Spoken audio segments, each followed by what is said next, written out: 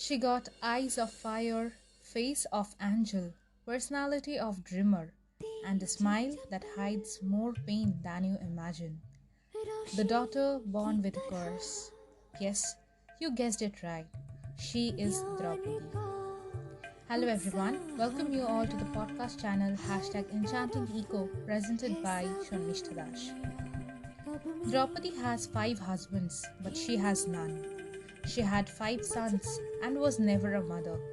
The Pandavas has given Draupadi no joy, no sense of victory, no respect as wife, no respect as mother, only the status of a queen. But they all have given. I am left with a lifeless jewel and an empty crown. My baffled motherhood winks its hands and strives to weep. A long poem Kurukshetra written by Amrita Swam conveys this angst of Panchali, that is Draupadi, born unasked for by her father, bereft of brothers and sons, and her beloved Sakha Krishna.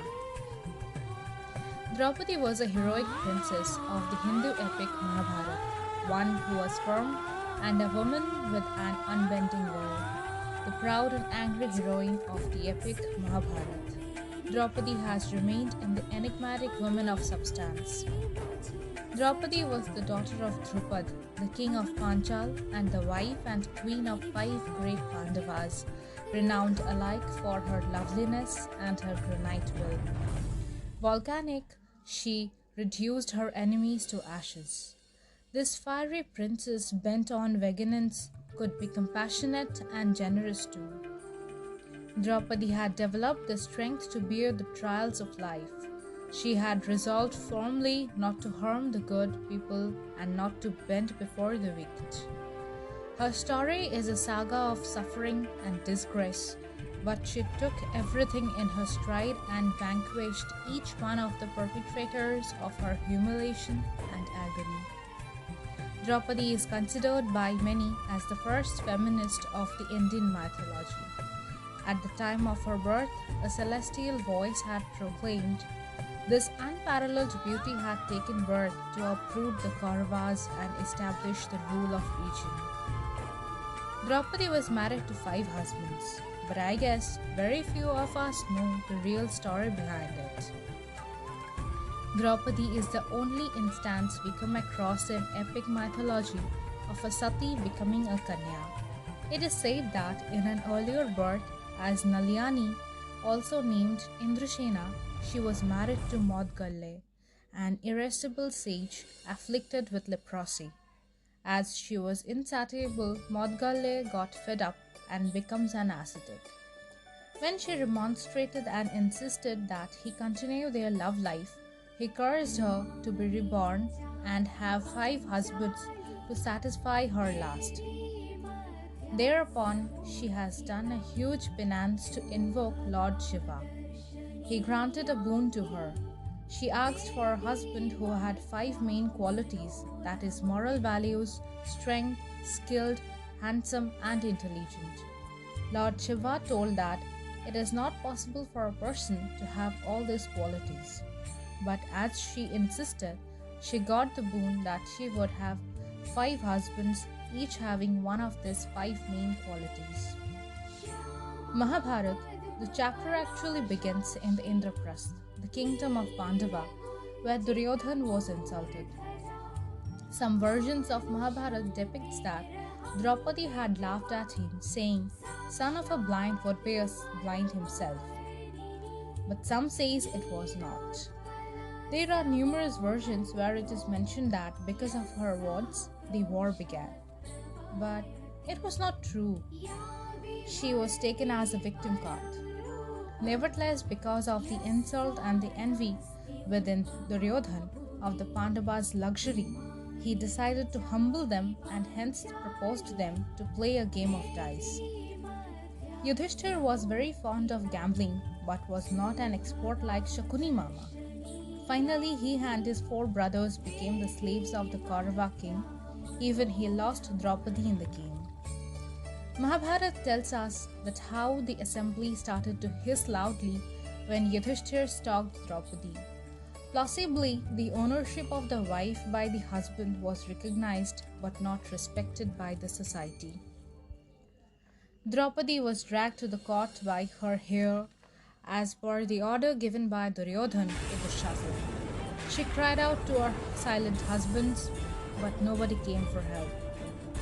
Finding no response with quicksilver presence of mind, she seizes upon a social ritual to wrest some moments of respite from pelagian hands. Despite being humiliated, Draupadi won morally. Nobody could refute her logic. She said, "Where righteousness and justice do not exist, it ceases to be a court. It is a gang of robbers." In response to Draupadi's volley of harsh words, the Shasan grinned and uttered wicked words. The Shasan began to pull at her sari.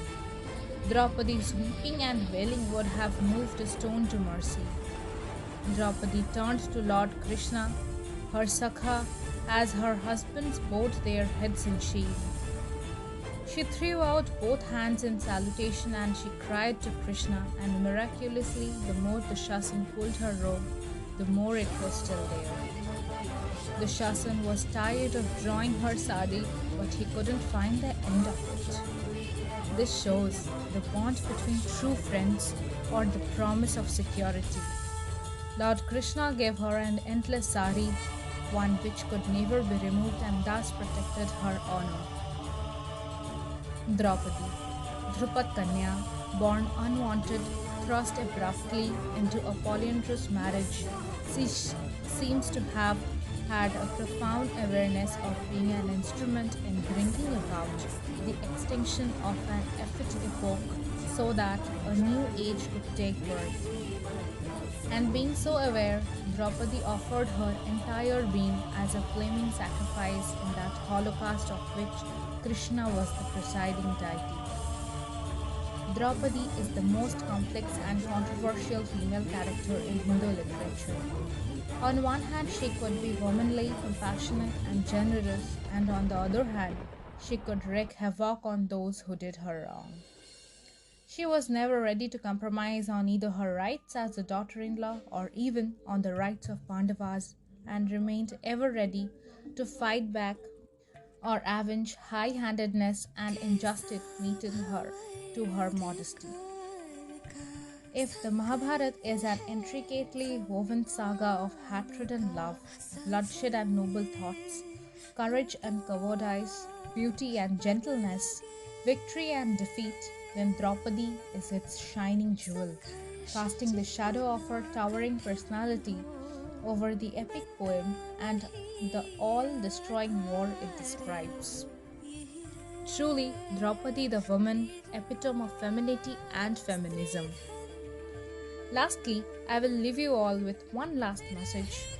The title, Daughter Born with a Curse. Yes, she was born with a curse, born unwanted. But she was the boon for the society. In today's world also, daughters are treated as curse. Being a daughter, being a girl, I can say that a daughter is equal to 10 sons. And my father is happy to have a daughter and two like me. Jokes apart, but daughters are the biggest blessings for every father. Thank you for being there with me till the end. Stay tuned for the next episode. If you like it, do subscribe and share it among your close ones. Thank you.